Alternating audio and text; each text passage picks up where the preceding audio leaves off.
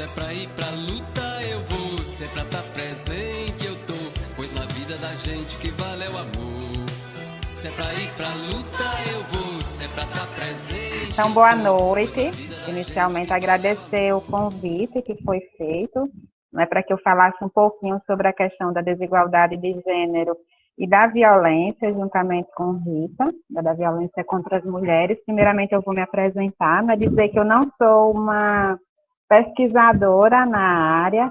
O que eu vou apresentar aqui vem muito da minha vivência e do que eu estudo um pouco, leio, para poder intervir, não é?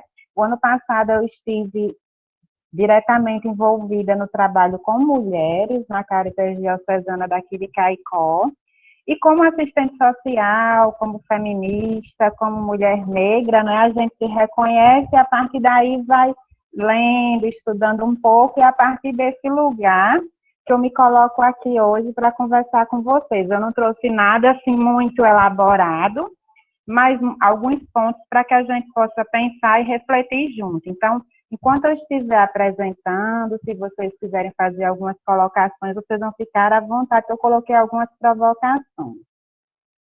Vamos agora ver aqui se vocês vão conseguir ver a apresentação.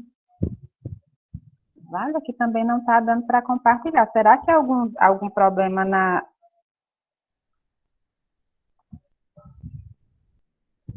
agora vai dar certo. Pensei que era algum problema. Vocês estão vendo a apresentação? Porque no Meet, Sim, pronto, porque eu não estou vendo. Porque eu não vejo vocês, né, no Meet.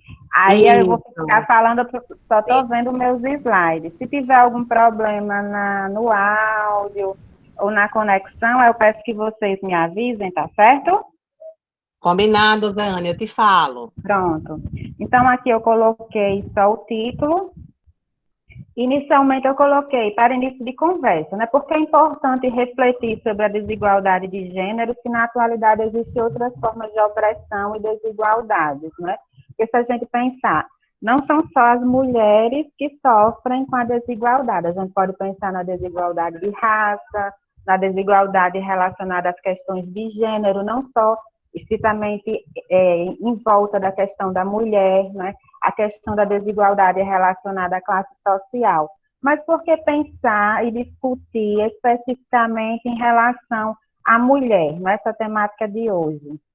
Então, a gente coloca aí que a opressão do homem pelo homem iniciou com a opressão da mulher pelo homem. Então, Rita ela vai trazer um pouquinho sobre esse contexto histórico, que coloca que a dominação da mulher pelo homem é algo histórico, não é algo que é típico do Brasil ou também não é típico da nossa sociedade atual.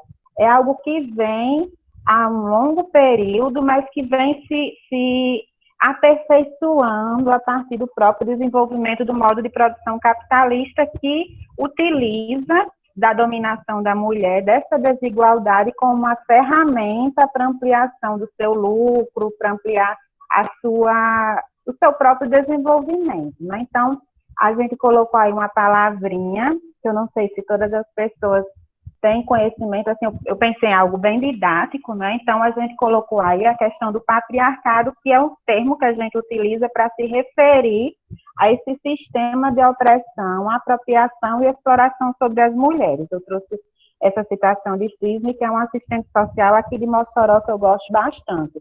Então, Cisne vai falar, Mirla, né, Mirla Cisne, ela vai falar que esse sistema de dominação, de opressão e de dominação das mulheres é um sistema antigo e que determina esses locais sociais em que nós, mulheres, estamos inseridas, né?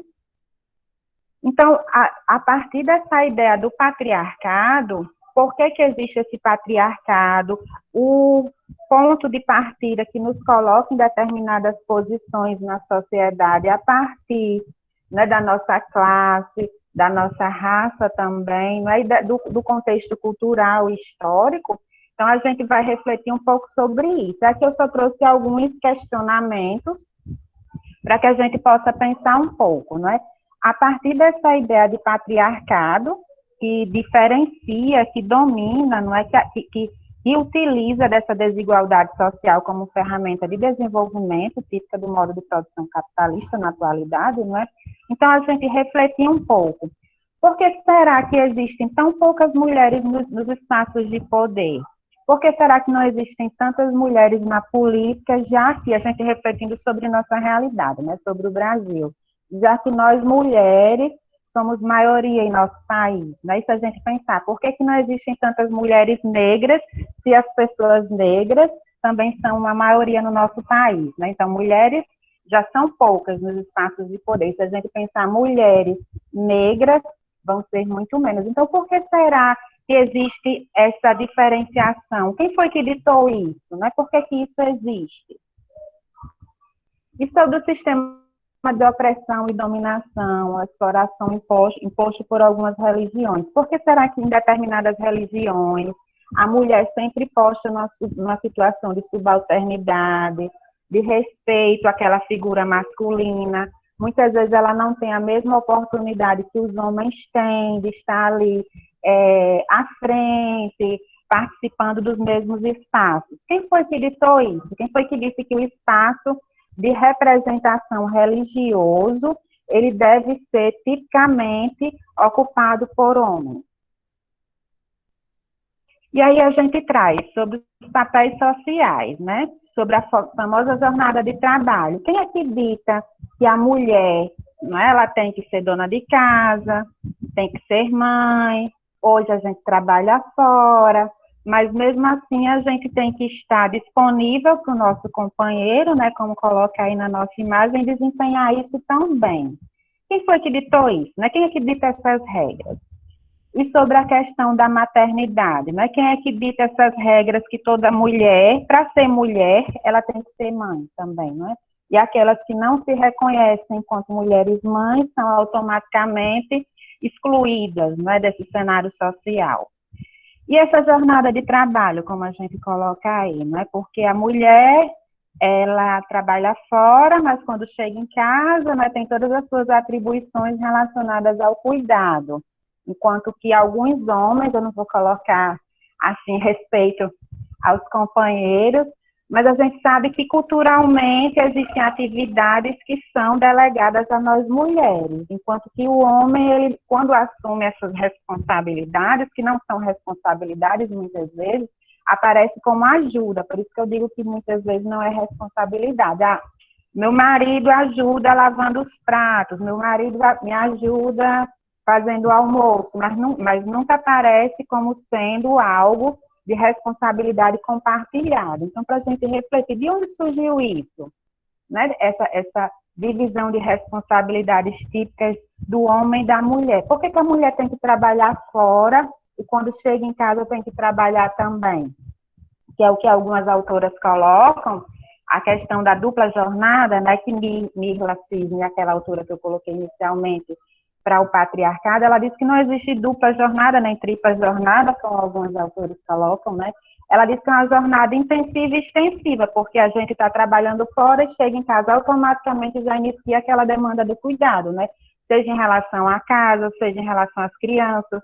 Quem está doente, que normalmente somos nós mulheres que cuidamos, se tem um idoso em casa, é a mulher que cuida, se tem um deficiente, é a mulher que cuida, não é tanto que se a gente for fazer uma análise nessas instituições que trabalham com idosos, com deficientes, normalmente somos nós mulheres que visitamos ou que acompanhamos essas pessoas. Então, para que a gente possa refletir que sistema é esse que determina esses papéis sociais, né? Isso são só reflexões que a gente pode estar colocando mais na frente, né, no momento do debate, porque isso são pontos que Rita vai trazer mais especificamente. E por que existem profissões ditas femininas? Né, quando a mulher, por exemplo, ela decide fazer uma engenharia, quando a mulher decide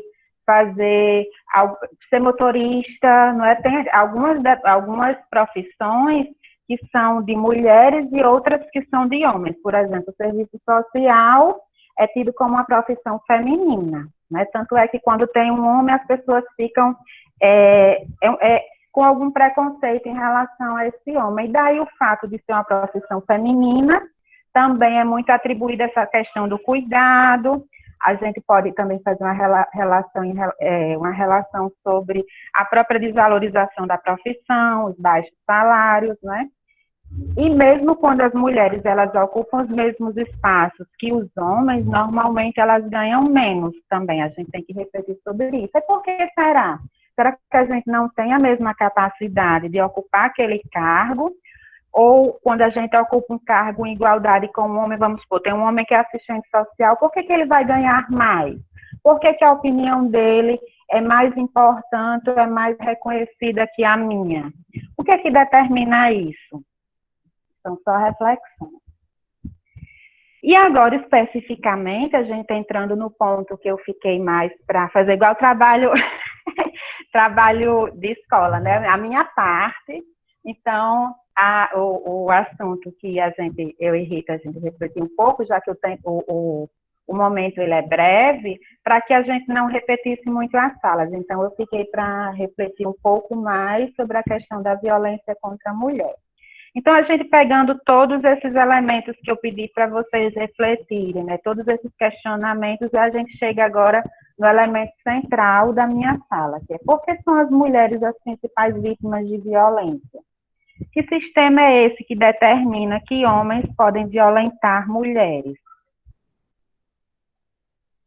Então, quando a gente iniciou fazendo toda aquela reflexão, não é, em torno do porquê que a mulher ocupa determinados espaços, porquê que a mulher sempre está numa situação de submissão, o porquê dessa questão do patriarcado, o que é que ele tem a ver com isso, não é? Então, a gente reflete que esse patriarcado, enquanto um sistema de opressão, ele determina que a mulher, né, culturalmente é algo que é construído, né, culturalmente, historicamente. Então, nós mulheres devemos obediência aos homens. Claro que na realidade, na atualidade, isso vem mudando a partir de muitas lutas, mas é algo muito ainda enraizado na nossa cultura, não é? Então, as mulheres, elas devem essa obediência aos seus esposos, aos seus pais, aos seus irmãos, elas devem essa obediência a uma figura masculina.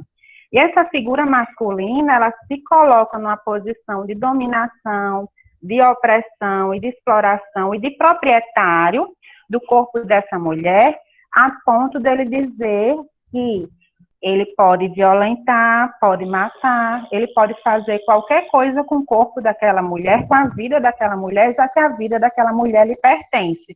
Então, é um sistema de dominação nesse sentido, porque a mulher pertence ao homem, né? Isso não é algo, como a gente vem falando, não é algo de hoje, é algo que se a gente for dar uma estudada, né, os nossos corpos, eles sempre foram postos para servir aos homens, né? Eu estou participando até de um curso, e Silvia Federici, que é uma estudiosa dessas questões de gênero, ela vai dizer que existiu um momento na história, por volta do século XV, em que o estupro das mulheres, eles foram permitidos, né? Assim, que foi no início, quando se deu a constituição do modo de produção capitalista, em que as pessoas tendiam a se revoltar um pouco, e o corpo das mulheres foi ofertado, né, assim, numa questão de passividade, para acalmar os ânimos. Então, existiam os estupros coletivos, né, como forma de apaziguar os ânimos. Então, para a gente ver como isso em 1400 e alguma coisa, não é? Então, para a gente ver que não é algo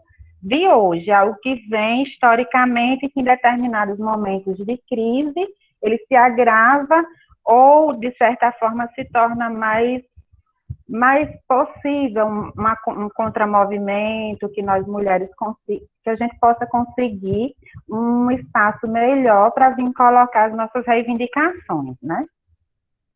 Então, eu coloquei aí, o que sustenta a violência? Então, vários autores, assim, eu como mulher negra que me reconheço, eu venho lendo um pouco e refletindo um pouco que existem grupos sociais, né, que são mais suscetíveis à prática da violência. Então, a gente tem visto muito agora essas questões relacionadas à violência na pandemia com pessoas negras, não é? Então, várias autoras, vários estudiosos vão falar que a violência, ela se sustenta em um conjunto de opressões. Alguns autores vão falar que se interrelacionam, né? Então, existem vários marcadores que associados vão agravar essa minha vulnerabilidade à violência. Então, se a gente colocar a questão de classe, né, a gente sabe que, não que a violência ela não aconteça em outras classes, mas a violência ela é mais suscetível à classe trabalhadora, né, uma classe social menos favorecida.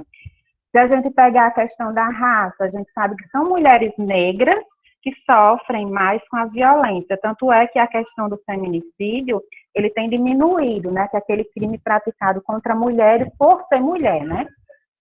Ele tem diminuído entre as mulheres brancas, mas entre as mulheres negras tem aumentado. E a questão de gênero é o que a gente está conversando aqui, né? O fato de ser mulher, né?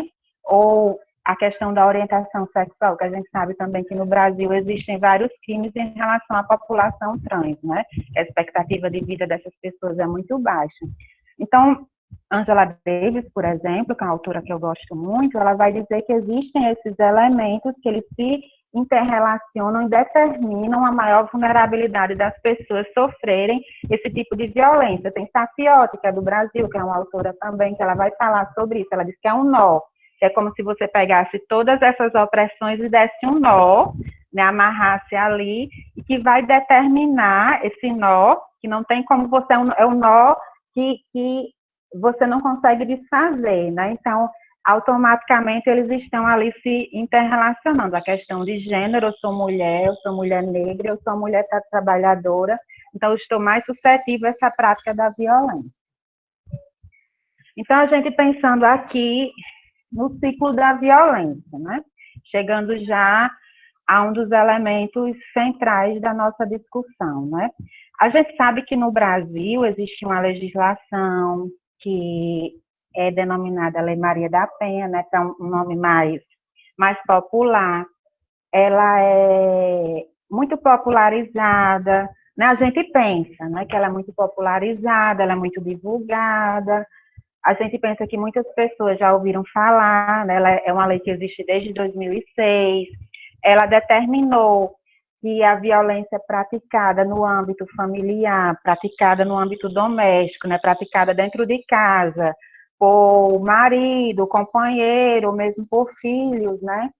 Por uma figura familiar dentro do ambiente doméstico, ela se configura um crime, né? Então, a Lei Maria da Penha, ela traz esse avanço, porque antes os crimes cometidos contra mulheres, principalmente por seus companheiros, eram tratados como crime de menor poder ofensivo. Então, eu ia lá, eu sendo homem, né? Eu ia lá, violentava a minha companheira, ameaçava, fazia muitas coisas, né? Um crime muito forte, muito bárbaro, mas o crime para mim era dar uma cesta básica numa instituição social. Então era tido como a mesma coisa de que roubar galinha, né? Assim a gente fazendo uma analogia bem simplória. Então a violência praticada contra a mulher ela era trabalhada judicialmente, juridicamente dessa forma, não é? E a Lei Maria da Penha ela vem trazer uma determinação diferente para esse crime, né? Assim como ela coloca um aspecto muito interessante em relação à Lei Maria da Penha, que às vezes a gente pensa que ela só criminaliza, mas ela coloca o aspecto educativo como sendo um aspecto muito importante. Então, ela diz que aquele homem, aquela pessoa que comete a violência, ele, assim, em outras palavras, né? Ela não vai dizer isso, mas o homem também é vítima de um sistema de opressão, né? O patriarcado, que a gente falou no início, ele é esse sistema de opressão que dita regras, que dita comportamentos, então ele dita um comportamento que seria um comportamento masculino, não é? Claro que nós mulheres sofremos mais, né? Porque a gente está sofrendo a violência, mas ele dita um comportamento masculino. E esse comportamento, ele pode ser modificado a partir da educação. Então, a Lei Maria da Penha, ela traz esse viés educativo muito forte. Ela diz que aquele homem, aquela pessoa que comete violência, antes de ser criminalizado, antes de ser culpado, claro que ele vai pagar, né, pelo que fez, mas ele deve ser educado. Então, a Lei Maria da Penha prevê algumas medidas educativas. Aqui no Rio Grande do Norte tem uma experiência muito interessante de Érica Canuto, que é uma promotora, e ela estuda essa questão da violência, e ela fez um projeto que é justamente um ciclo de debates em que os homens discutem as questões relacionadas às masculinidades, à violência, e de acordo com o trabalho dela no Ministério Público, né, sobre a questão da violência, ela observou que houve uma redução. Esses homens que passaram por esse projeto, que receberam esse apoio educativo, eles se tornaram menos suscetíveis a praticar a violência novamente, né? Então, teve um resultado bastante positivo. Então, a gente traz aqui essa questão da Lei Maria da Penha e a ênfase nesse ciclo da violência doméstica, que foi um objeto de estudo dessa psicóloga que eu coloquei aí, uma psicóloga norte-americana. Eu não sei pronunciar direito o nome dela, mas eu acho que é Lenore Walker. Então, ela identificou que quando uma mulher sofre violência, normalmente ela passa por 3 ciclos, né? Por 3 fases, que é dentro do mesmo ciclo. Ela estudou a violência por muito tempo, disse que ela acompanhou mais de 1.500 mulheres que sofreram violência, e ela identificou que existiam fases muito típicas de uma mulher que sofria violência, desses relacionamentos, né? Então, ela identificou que normalmente eu estou ali com o meu companheiro, né, normal, e há alguns problemas dentro desse meu relacionamento que fazem com que o meu companheiro me agrida, né? Então, é o que ela identifica como esse momento de tensão. Então, normalmente, o agressor humilha a vítima, faz ameaça, destrói objetos, a mulher tende a negar ou justificar o comportamento do parceiro. Nesse momento, é um dos momentos em que acontecem vários tipos, podem acontecer, né? Vários tipos de violência, a gente pegando o gancho com a Lei Maria da Penha. A questão da violência psicológica, não é? Porque às vezes a gente pensa que a violência, ela é só a física, que deixa marcas, né? Mas esse momento da tensão, ele se dá muito baseado numa violência psicológica, não é? Que diminui a vítima, diminui a mulher, trata a mulher como um objeto, uma mercadoria, tende a dizer que, a fazer com que nós mulheres, né, que a mulher, ela pense que é um favor aquele homem viver com ela, que ela não tem capacidade de conquistar outro relacionamento, né, que ela não é bonita, que ela não faz nada direito. Então, normalmente, é esse tipo de relacionamento que acontece, de relação, nesse momento da tensão. Também aquele momento da violência moral, né, que o homem diz, você não presta para nada, vagabunda, você me traiu, né, e começam aquelas questões dos palavrões também, né, e normalmente isso se dá, os relatos que a gente escuta, por situações corriqueiras do dia a dia, né, é uma roupa que a mulher quer usar, e ele já não acha que é coerente, né? A partir daí iniciam os xingamentos. É uma comida que ele não gostou, é uma comida que ele chegou e estava fria, ou vice-versa, chegou e estava quente. É o menino que está chorando, é alguma coisa assim do dia a dia que vai se acumulando e gera essa tensão, né? E tem o ato da violência propriamente dita, né? Que são os episódios, aqui não dá para ver. Vou botar para cá. Que em seguida desse momento de tensão, de muita violência psicológica, que diminui essa mulher, né, a gente se sente ali como sendo uma pessoa, a última pessoa depois de ninguém, né, então tem o ato da violência propriamente dita, né, que em seguida acontece episódios de violência verbal, física, psicológica, moral, patrimonial, que aí são os tipos de violência que a Lei Maria da Penha até determina, né, essa violência verbal que se associa a psicológica e a moral, a física, que seria a violência propriamente dita, a patrimonial, às vezes você trabalha o mês todinho, né, o companheiro vai lá, pega o cartão, não lhe dá o dinheiro, né, tantas mulheres que têm essa vivência, né, de trabalhar e não ter acesso ao o valor, né. Um minuto, Tauseane, para te concluindo. Então, é porque eu falo e vou esquecendo. Então, tem esse ato da violência, né, e que normalmente é uma violência física. E depois tem o momento da lua de mel, em que o homem pede desculpas, né? Que diz que se arrependeu, e a mulher ela vai achar aí que tá tudo bem, que ele vai mudar, né?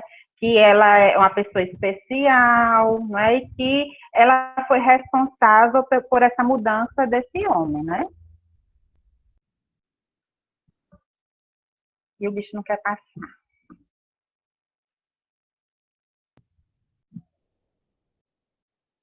Vou. Vocês estão escutando? Vou interromper. Sim. Vocês estão vendo os slides ainda? Agora está interrompido. Estamos vendo você. Pode ir encerrando. Pronto. Então,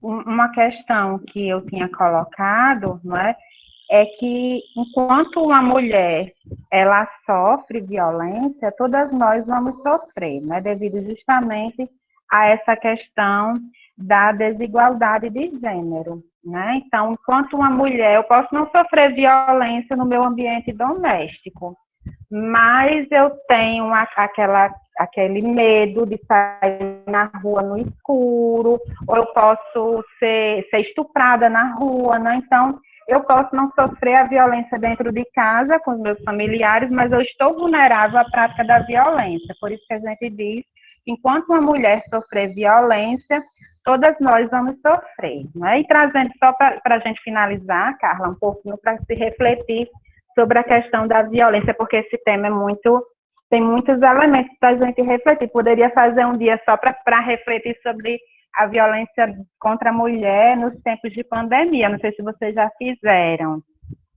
Porque também a gente tem que pensar que nesse momento de pandemia, enquanto para muitas pessoas, né, diz que ficar em casa é um lugar seguro, para nós mulheres muitas vezes não é. Então a gente tem assistido aí, não só no Brasil, mas isso é algo mundial, para a gente ver que essa questão da desigualdade de gênero não é típica só de um local, né? É uma realidade mundial que as mulheres elas estão sofrendo violência e os números estão aumentando muito. Aqui no Rio Grande do Norte saiu uma pesquisa de mais de 200% de aumento em relação ao ano passado, 238%.